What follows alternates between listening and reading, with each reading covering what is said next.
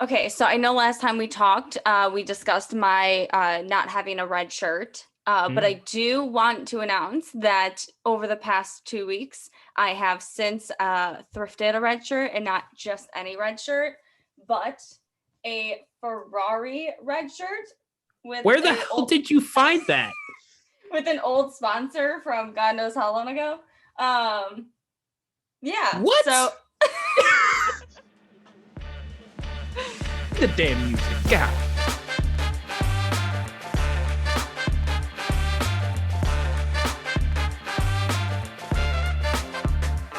Welcome back. This is Break Check, episode 8. I'm still recovering that Megan found the coolest shirt ever at Goodwill. I the chances of you finding something that specific to what you just said right. are insane. So, anyways, Australian Grand Prix. Oh yeah, the usual guys. Like, comment, subscribe, follow, leave us hate messages. I like seeing them. Love messages, a little weirder. Yeah, any interaction really helps us as we grow the show, grow the page, all that good stuff. Quick note: I was in Kosovo all of last week. So if you don't know where that is why I could not upload the Ferrari YouTube video. The Wi-Fi was not good enough. So that will probably go up. It's been up on Spotify and Apple, but that will go up on YouTube as well with this new episode. So apologies for our 7 YouTube viewers. um, yeah, Australian Grand Prix. It was a late one. Megan, did you have trouble staying up? I I am not an night owl anymore. I don't know what happened. Maybe it was COVID. Maybe it was, just being stuck in a New York apartment and having no reason to be up late anymore. But I was good up until like maybe 11 p.m. I thought, oh, this is fine. Like I am not tired at all, etc. By 11:30, before the race even started, I was like kind of falling asleep on my laptop on the couch. And by 1 a.m., when it was over, I was already in bed with the TV on at like sound 4, so it was very, very low. And as soon as I saw Charles win, I posted on Instagram and knocked out. Yeah, I I was long asleep. So kudos to you. Props to the Australian fans because they normally watch the season late Sunday night, maybe even like early in the morning on Mondays. So I like all of those fans in Australia, seriously, props to you because I don't know if I could commit to that and watching every single race. I don't know if you guys do if you just watch the highlights, but that's commitment for Yeah, sure. that's very impressive. I do have to admit, I attempted to watch the race. I stayed up for it. I did not make it through. I had to rewatch this morning, catch up a bit, watch some recaps. Full disclosure, I did not make it through the race. However, as I kind of mentioned, I was in Europe all last week, so my flight left at 9 a.m. ish, Kosovo time, which is between Serbia and Albania, if anyone doesn't know, uh, which would be 1 a.m. our time here in Chicago. And no, yes, it'd be 1 a.m., but I had been up since 5 a.m. Kosovo time, which is, let me do the math, 9 p.m. Chicago time.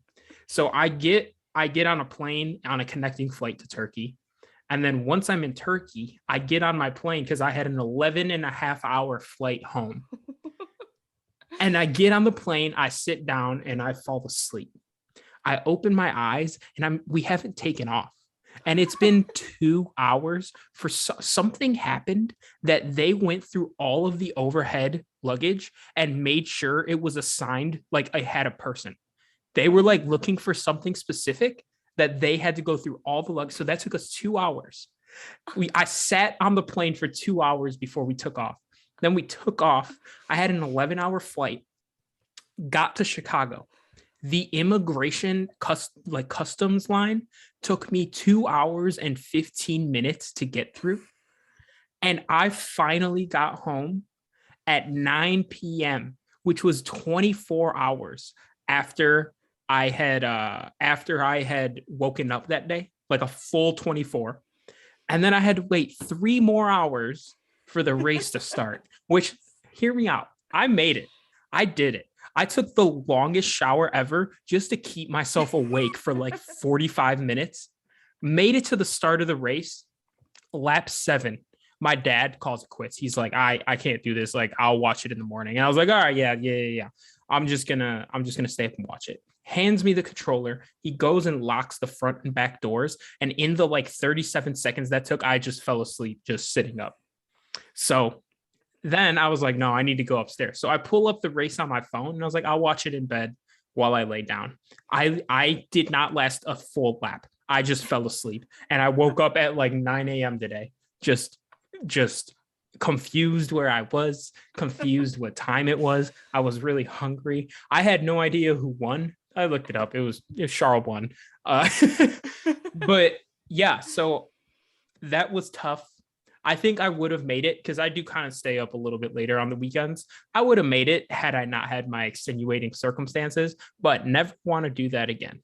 No. So, I mean, any sort of jet lag in general is already exhausting, but to try and have to watch something that you want to pay attention to, not possible. I oh couldn't do it. no, absolutely not. But yeah, that is our Australian Grand Prix story. Let's go back to them having to watch it every day at 3 a.m. on a Monday. That's cool with me. They can take the hit for the team. It's fine. Yeah, well, yeah, right.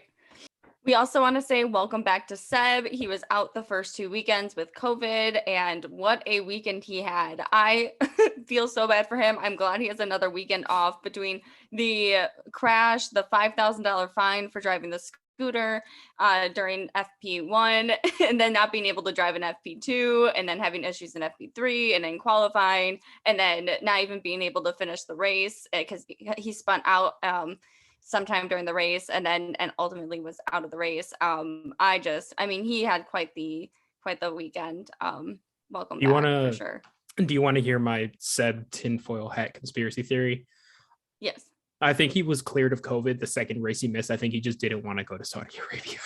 I was thinking the same thing, and I know a lot of people Yeah. were conspiring about it because he already has very strong opinions about not racing in certain countries. Yeah. So I wouldn't be surprised. I wouldn't be surprised if it was a PR thing and they were just covering for him because they could because he already had COVID. Yeah. So, but Yeah, no, tough opening weekend for him. I'm glad he gets some time off. He can pretend it didn't happen. Start his season next week.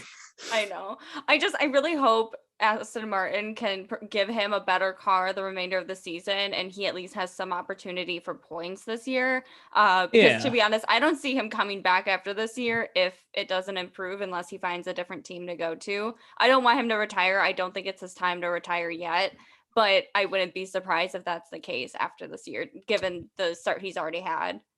Here, Williams might need a driver. Maybe we can have former world champion Sebastian Vettel on the Williams Mario Kart go-kart. The go-kart. I mean, Stroll came in 12th. You give Seb that same car, he'd probably come in 10th. You know, he's a better driver. It almost annoys me that Stroll was so high, even though there were already 3 people out of the race. But yeah, not even 3 people out of the race. Like 2 race winning competitors and 1 very good driver with Seb. So Stroll would have lost to every single one of the DNFs. That's true. So truly he came in 15th. Yeah. Real quick, I want to give a shout out to Nicholas Latifi. We could start with Williams, talk about Alex, but first I want to start with Latifi. He beat someone. He beat Alonso. And I know Alonso was having trouble with his car, but he beat him. You know? Hey. I guess he has that under his belt. Yeah. Yeah. Life gives you lemons, make lemon squares. Mm-hmm. I know someone said that Latifi finally outqualified Albon, but that's because Albon couldn't qualify, or he was disqualified from qualifying. Oh, yeah. No, hey, take your wins where you can. If you are on a string of losses like Latifi is, just not crashing. Well, no, he crashed. I don't even care. It wasn't his fault. He crashed. He crashed again this weekend. No, the streak is alive every weekend. Yeah. All right. No, never mind. I take it back. He's 3 for 3, I think, this season. Yes, he is. It's in. I don't get it. I don't get it. He wouldn't be able to get car insurance in the States at this point. Seriously. It would be so high. All right. Anyways, Alex Albon, Great Yeah. race. Oh, so happy for him. So Yeah. happy he was in points. What a great strategy. I was impressed. Honestly, I don't think anyone expected him to be in the top 10, just given the fact that he waited so long to pit that by the time he was going to pit, I mean, the pit times were so long that everyone kind of assumed that he was going to be out. But the way he was able to manage those tires and create enough distance to end up in P10, so impressive. So proud of him. Great result for Williams, at least on that end. I And was very I know there's a lot of focus on driver's pace and all that, but I think you can tell a lot about like a driver and how good he is by how well he can manage his tires, because it takes patience Oh to not yeah. just want to just gun it, at all times. And I think the fact that he was able to one get that Williams car in the points. I'm going to be honest, I did not think that they would score a single point this year. Yeah. Yeah. And just the fact that he was able to sneak one out, like that was cool. I'm very happy for him. And Alex is like the biggest sweetheart on the entire Oh, grid too. one of my He's the favorite nicest drivers. driver. So very happy for him. I think he was almost both of our driver of the week. Yeah. Yeah, he had a great week. Yeah, and speaking of driver of the week and managing tires, we decided that George Russell was going to be our driver of the week. Not only did he have a great result, I know that they were pushing him to, take care of his tires during the race because he was trying to defend Perez. And rather than fighting against them and fighting even harder, he let Perez go past him, dropping, George to P4 because at least with good tires he could make P4. But as the race turned out with Verstappen ending up out of the race, towards the end, that kind of helped to bump George back up into third, and it all kind of worked out in the end for him. He was able to have his first podium with Mercedes, which is exciting, finally to see Mercedes back up there in the podium. So yeah, do you have any other Yeah. thoughts on that? Yeah, just generally, I think I've poked fun at or just kind of given George Russell a hard time since we started doing this, and I don't have anything against him. I just really like Lewis Hamilton. He's a very established driver, and it makes me laugh when people say that George Russell is like going to be this multi-time world champion. Not that he's not. He might, but I've just poked fun at George Russell a little bit. I do want to say it takes I have a lot of respect for him, because imagine you're just in this terrible car your entire Formula One career, and you're this very talented young upstart driver, and you finally get a chance to go to the best team. You get to go into the fast car, and when you get there, the car is just not that. I think most drivers in that situation where you've been dreaming of this and it's just not going how you want, I think they would fold, have a bad attitude, and he has had none of that. He has been through and through very about the team. I think he has a good mentor in Lewis, where he's like, we're going to figure this out. It's not good right now, but it can be later. And I think Ferrari's running away with things a little bit. Mercedes is hanging around a couple of races in. They're not going anywhere, I think the start to their season has been disappointing by their standards, of course, but they're there. They're not there. So they have a history of having good mid-season upgrades.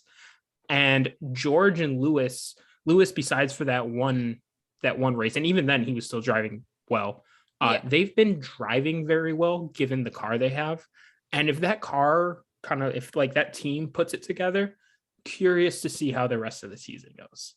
Yeah, I'm excited to see how they perform a few races in. It's so early in the season, and even if you look at last year, there were some teams that did really well in the beginning, fell off, and then vice versa. Like Ferrari, they were doing pretty okay in the beginning, but then they picked up and took third in the championship by the end of the season. So yeah, I'm excited for him.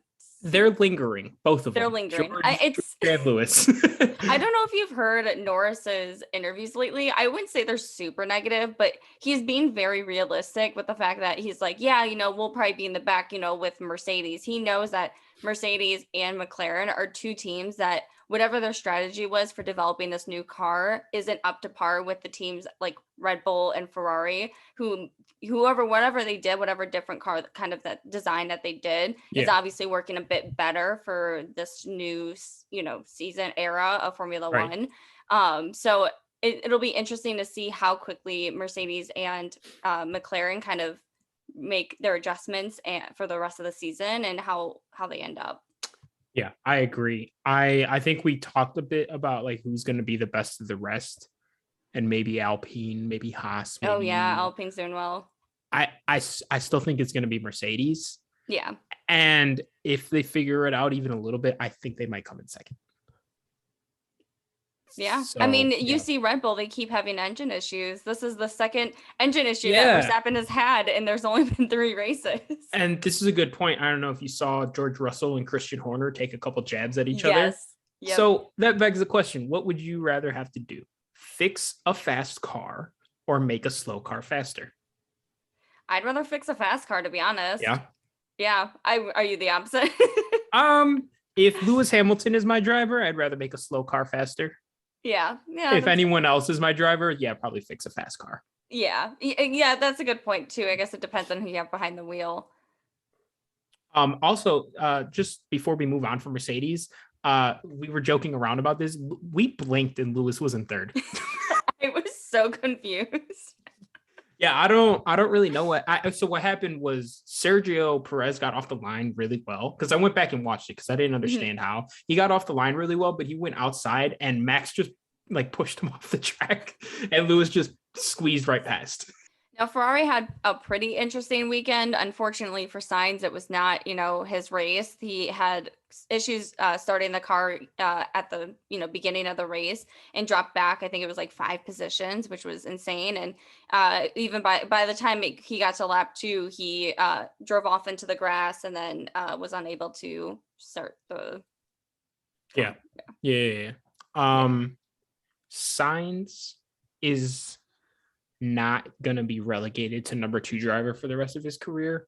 But if he doesn't win a race in like the next 2, yeah, if he doesn't win the next race, I think he's the number 2 for the rest of the season. I was thinking that too, because earlier on Saturday, or it was either Saturday or Friday, Ferrari brought like one new diffuser that they wanted to test on the cars, and I think they tested it on Charles during practice, but they ultimately didn't put it on his car, and they said because they only had one, they didn't want to make it uneven for either of the two, which I thought was interesting, and it was good to see that they're still trying to do this like mutual driver thing, but I think Ferrari's doing the right thing because both are very good drivers. I mean, like as short of a time ago as last season, Sainz beat Leclerc. Like he just was ahead in points. So I think they're doing the right thing, and I think they should take it season by season. I don't think you have to be like Carlos is the number 2 driver moving forward, because next season they're going to start 0 points and 0 points, and maybe Carlos wins the first 3 races. But this year, Leclerc is getting so far ahead in the drivers' championship that at some point, I genuinely think the only person who's going to put up a fight the rest of the way is Carlos for sure. Yeah.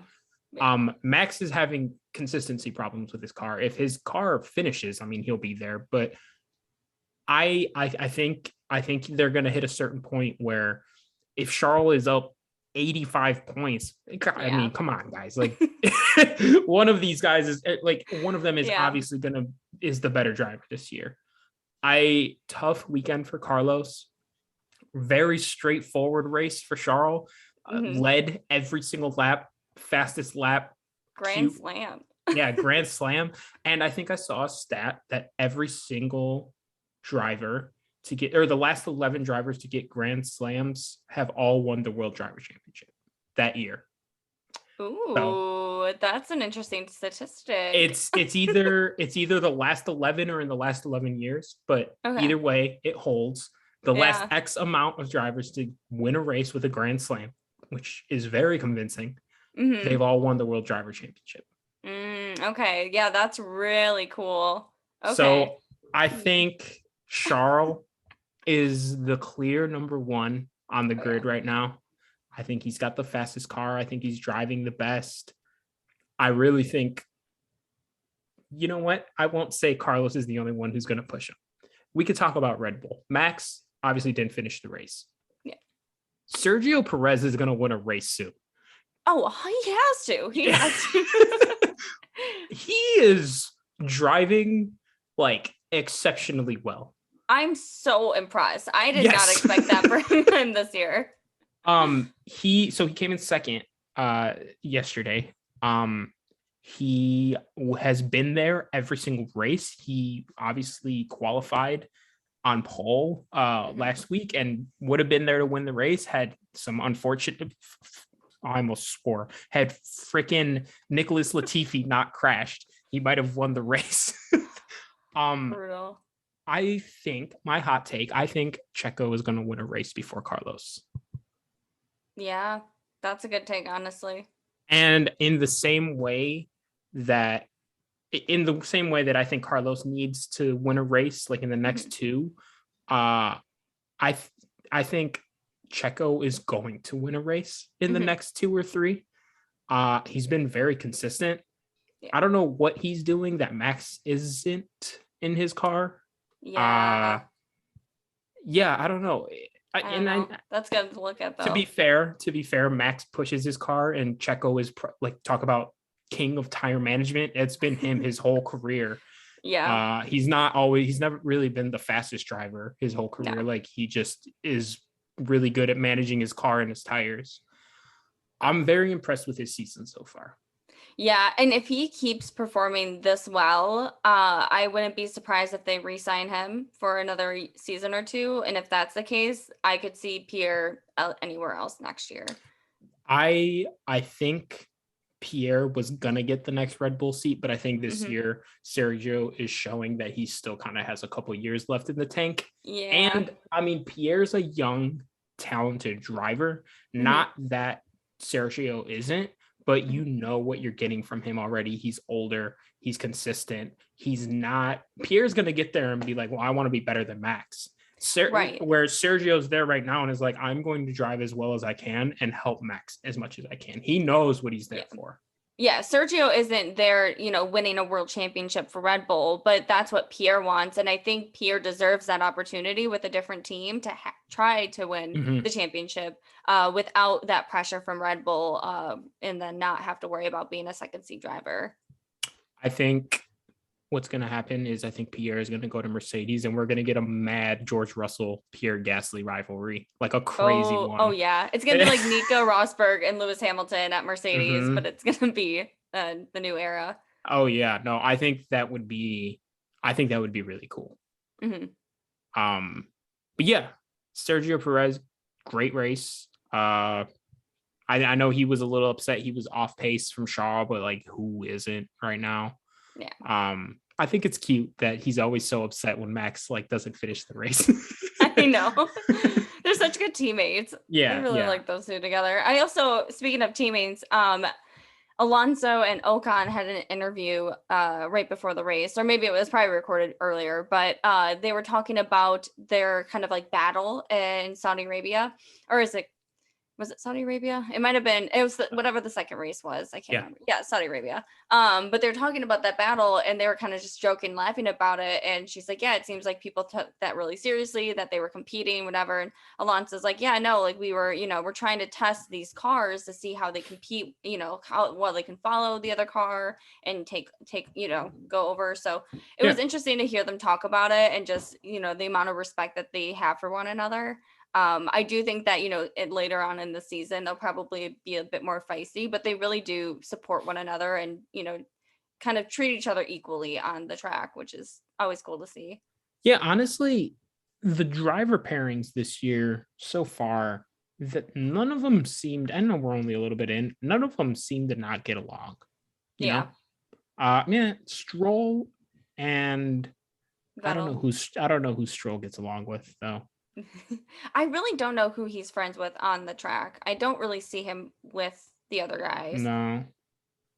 I guess Lando and Danny don't really.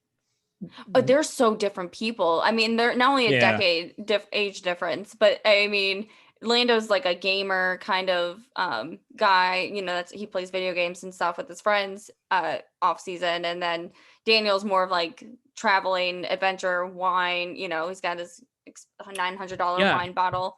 uh And it's a little surprising. Lando's a bit more uptight of a person than I really ever thought he was. I thought he was kind of just yeah, like a goofy guy, but he is yeah, not. Like no. he's not at all. But yeah, got a little off topic there. But yeah, Red Yeah. Bull, tough weekend for Max, good weekend for Sergio. Interested to see how they do next week or 2 weeks from now. So McLaren, bounce back week for them. They showed signs of life last weekend, which is good. After that first start they had, it was pretty tough.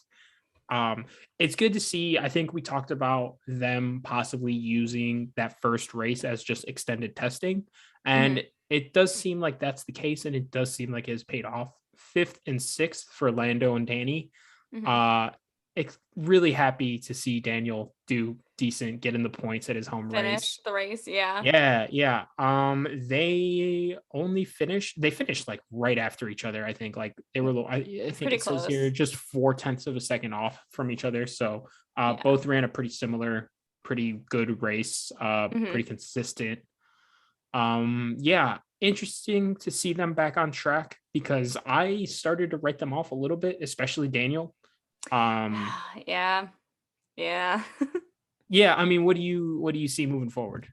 Yeah, I mean, it was impressive to see Lando P4 in qualifying. That was kind of a surprise, I think, for everyone. I think even he was surprised, it seemed, from his Yeah. social media.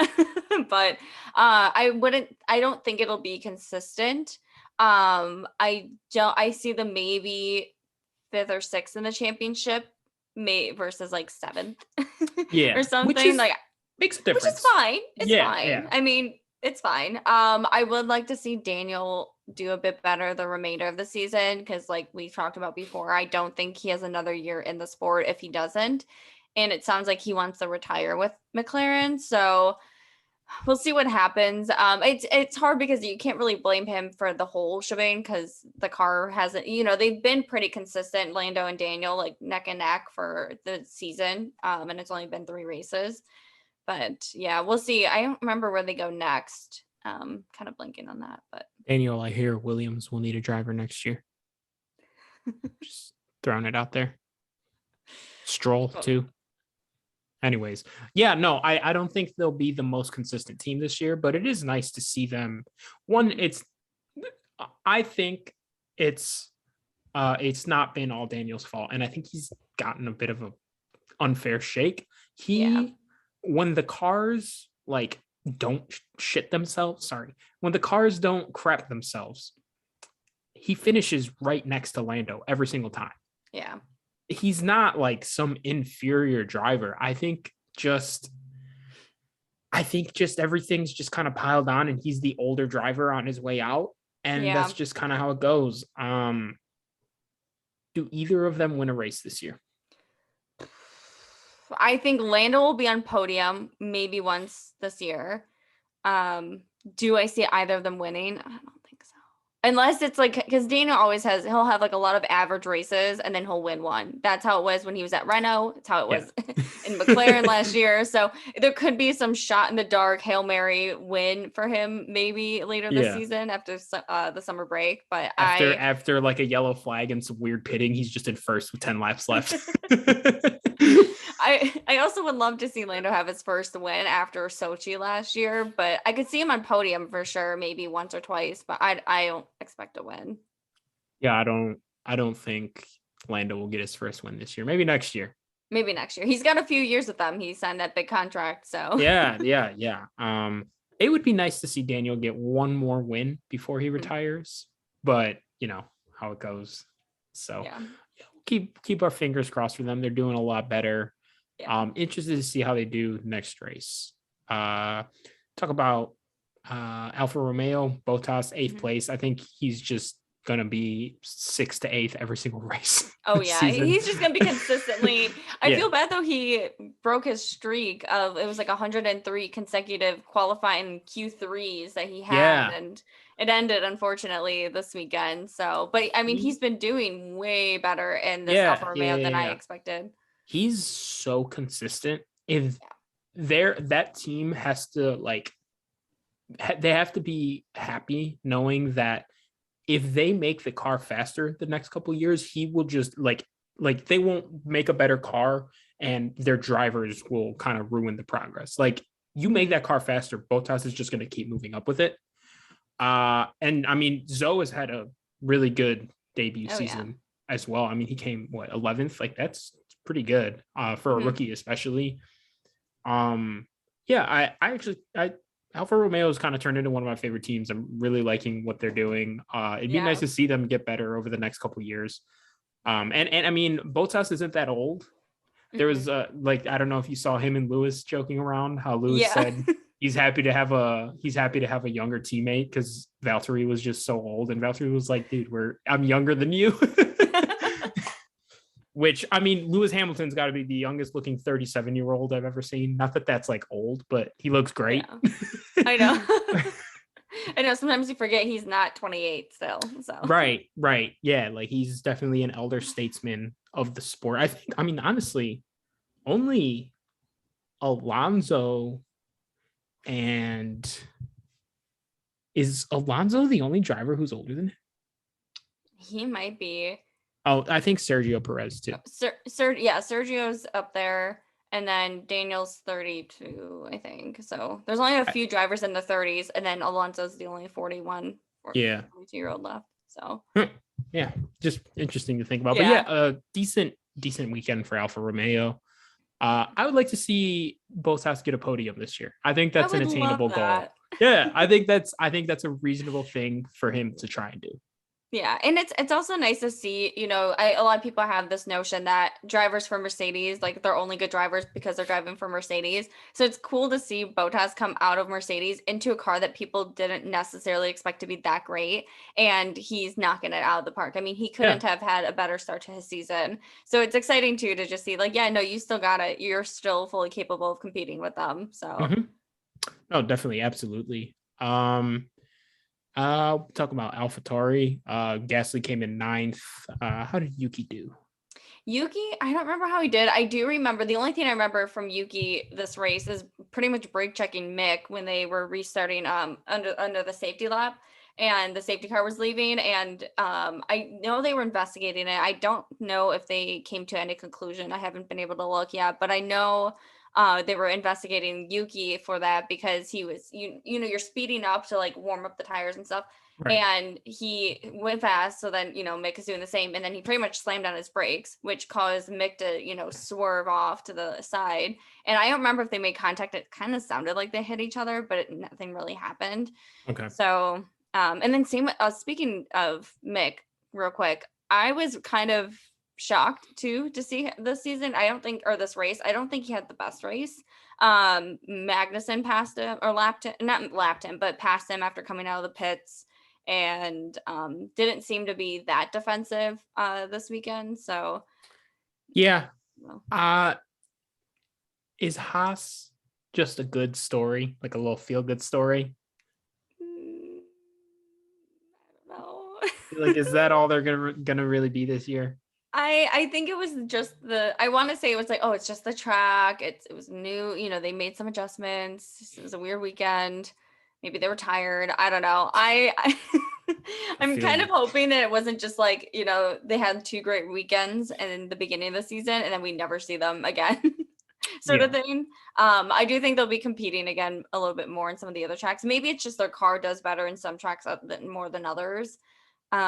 Curious to see how Mick does the remainder of the season because I think Magnussen is light years ahead of him right now. Yeah, I think they have the biggest driver disparity, like of all the teams, of like the skill gap. I think Kevin is going to be in the points pretty consistently throughout the year. Mm-hmm. I think this weekend was kind of like an outlier. You want to say don't give up on younger drivers because it might just be their car. But we are seeing the Haas car is competitive. Yeah. So you'd like to see Mick, maybe not scoring points every race, but like pushing 10th, Yeah. So yeah, we'll, keep an eye on that. This is kind of a weird race. Mm-hmm. Like, it was really I don't know. Wasn't my Did it- favorite, to be honest. Did it feel like nothing happened? It was a lot of nothing, and then something would happen, and it's like, oh, that's weird, and then it would then be again, nothing. It also feel like it dragged out longer than any other race I've seen in a while. I don't know. It wasn't. I mean, yeah, just it wasn't a ton of overtaking, wasn't a ton of, battles. I don't know. It's kind of boring, to Yeah. be honest. I think we kind of touched on most drivers, all the teams. Real Mhm. quick before we go, I've got a game for you. Okay. Oh god. Okay. I got two questions and I want you Mhm. to answer. The lowest place that Charles Leclerc will finish a race that he finishes. Okay. Yeah. And what is the highest place that Nicholas Latifi will finish this year? First, I want to say I think whatever Charles' lowest scoring there is in a race this year will still be higher than whatever Latifi does. That's tough. To be honest, I could see, if Charles is having a bad weekend or has to start from the back of the grid, I could see him like P13, maybe if he can't catch up. Latifi, I could see him maybe P13. If a few people crash out, I could see him. He's gotten P10 before. He's been in points before. I think he said 7 points, maybe 1 year. Yeah. So I mean, I could see him P10 maybe once. But that's under a lot of different circumstances, most likely. Okay. I have one more for you. Okay. 3 races in. Seems like a pretty straightforward Red Bull Ferrari battle. Mhm. Mercedes is kind of there, just a tier below. Who is going to be the most random race winner this year? There's always one. Yeah. Okay, this is probably not gonna happen, but I'm gonna say Albon. You think Albon would be the most random race winner? I was gonna say Alonso, but that's not that random because they're doing well. I'm gonna say Albon. I think Albon's gonna get something. I think they are gonna have a weird race in pretty heavy rain, and I was also gonna say Albon. I think Albon will be the most random race winner. It's gonna be rainy. Yeah. I think there's gonna be like 17 DNFs. 17. And the only cars left will be Stroll, Latifi, and Albon will lap them 3 times. Yeah, it's gonna be like how Russell got podium last year. There was just like 5 people out in the first turn, and then somehow he ends up there. Yeah, exactly. 3 races in, interesting season so far. I think it'll be more interesting the more it goes, just the way that it's kind of setting up. Yeah, I think that's all I got for this week. That's about it, really. We've got another break, which is kind of nice, I think. And then back to another race weekend. I think the 26th weekend. Yeah, we've got Easter this coming weekend. Probably do another one of those team like recap episodes. Do you know which one you want to do next? I mean, if we could either go down the order or we could do something a bit more random. How would you feel about doing Williams next? I was thinking of Williams. Yeah, let's do Williams. All right. Who do you want to Are you gonna let me do that to Latifi? Are you gonna let me research him? I mean, Albon is one of my favorite, but I will cover Latifi. I will. Oh no, I'll cover Latifi. Don't worry, Albon's your favorite. I'll let you take him. Everyone tune in a week so I can go over Nicholas Latifi's path to Formula One and his career so far. It'll be a touching tribute to my favorite driver on the grid, Latifi. Yeah, go Tifi. Stay tuned for that. Yeah. Yeah. Okay. Great. Well, until next time, guys. Yeah. All right. Yeah. See ya.